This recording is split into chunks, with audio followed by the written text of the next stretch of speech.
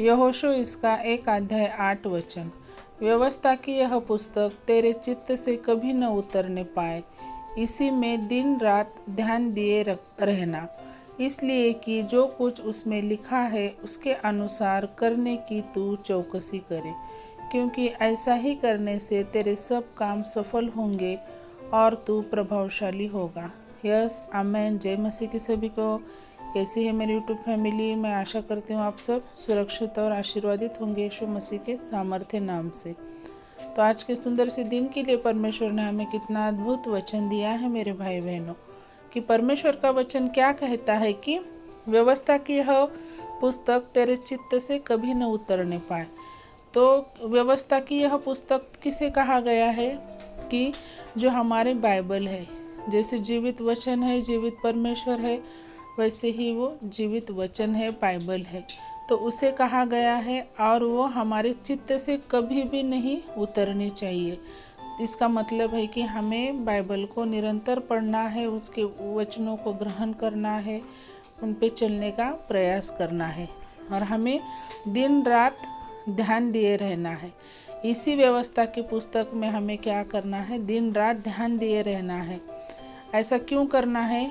क्योंकि इसलिए कि जो कुछ उसमें लिखा है उसके अनुसार करने की तो चौकसी करे, कि हमें उसके अनुसार, उसमें जो कुछ लिखा है, जो कुछ वचन है, जो कुछ उसमें हमें दैनंदिन जीवन में भी कैसे अपना जीवित क्रम हमें कैसे बिताना है, ये लिखा गया है। तो उसके अनुसार हम क्या कर सके? कि चौकसी कर सके। ऐसा क्योंकि ऐसा ही करने से तेरे सब काम सफल होंगे। अगर हम ऐसा करते हैं, अगर हम व्यवस्था की पुस्तक के अनुसार ही हम अपना जीवन बिताते हैं, तो हमारे सब काम जो है वो सफल होने वाले हैं और तू प्रभावशाली होगा। यस, आमेन। और हम क्या होने वाले हैं? प्रभावशाली। तो प्रभावशाली होना क्या? कि हमें परमेश्वर ऊंचे से ऊंचे स्थान पर रखने वाले हैं और सर्वश्रेष्ठ बनाने वाले हैं। तो हमारा जो प्रभाव है, हमारा व्यक्तिमत्व है, वो सबसे क्या, सब पे एक पॉजिटिव इफेक्ट डालने वाला होगा। तो हमें हर चीज़ में, हर समय हमें क्या करना है? कि व्यवस्था की पुस्तक के ऊपर ही हमें हमारा चित्त हर समय लगाए रखना है, ताकि हमारे सब काम जो है वो सफल हो सके और हम जगत में इस जीवन जीते समय प्रभावशाली हो सके। और जो भी आज हम परेशानी में है, कष्टों में है, तो हमें उसमें हिम्मत हारने की ज़रूरत नहीं है, क्योंकि परमेश्वर, जीवित परमेश्वर हमारे साथ है। अगर हम ये व्यवस्था की पुस्तक को अगर हम अपने चित्त में अगर उतार कर रख लेंगे ना, तो हमें किसी भी बात की चिंता करने की ज़रूरत नहीं है, क्योंकि ऐसी कोई भी परेशानी परमेश्वर से बड़ी नहीं है। यस, तो परमेश्वर हमारा बड़ा है, महान है, सर्वश्रेष्ठ है वो। तो हमें वो हर समय अपने क्या छाँव में लिए हुए है। उन्होंने हमें हर समय अपने पंखों के आड़ में हमें सुरक्षित रखा हुआ है। तो हमें परमेश्वर पर अपना भार सौंप देना है और हमें बस उनके वचनों को ग्रहण करके उस पर हमें चलने का हर समय प्रयास करना है, परिस्थिति चाहे कैसी भी हो। जो हमें परमेश्वर ने सिखाया हुआ है वो हमें कभी भी नहीं भूलना है मेरे भाई बहनों। तो आइए इस वचन के लिए हम परमेश्वर को धन्यवाद कहते हैं। हम छोटी सी प्रार्थना करेंगे। Hallelujah, hallelujah. धन्यवाद आकाश पृथ्वी के निर्माण करता बापा, हम यीशु मसीहा के सामर्थ्य नाम से आपके चरणों में आते हैं मेरे राजा। इस वचन के लिए, इस दिन के लिए, इस जीवन के लिए हम आपको शुक्रिया कहते हैं।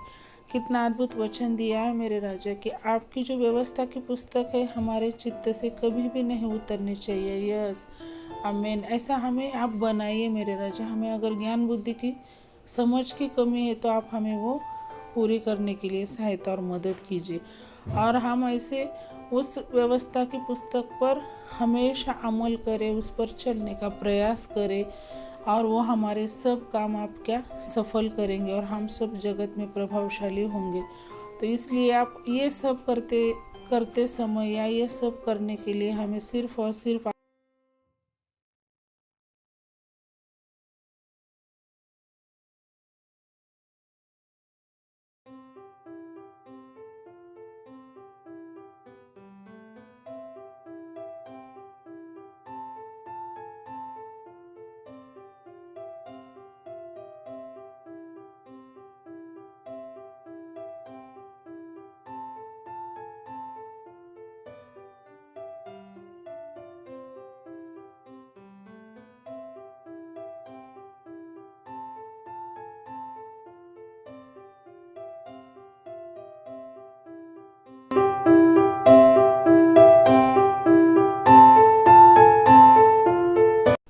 हमें हर समय आपकी सहायता और मदद की ज़रूरत है मेरे राजा।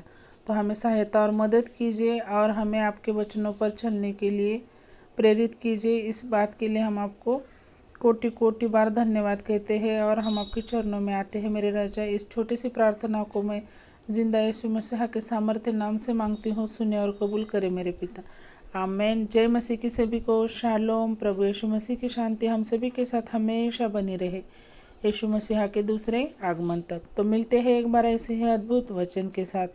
तब तक के लिए सभी को जय मसीह की। Praise the Lord. Thank you so much.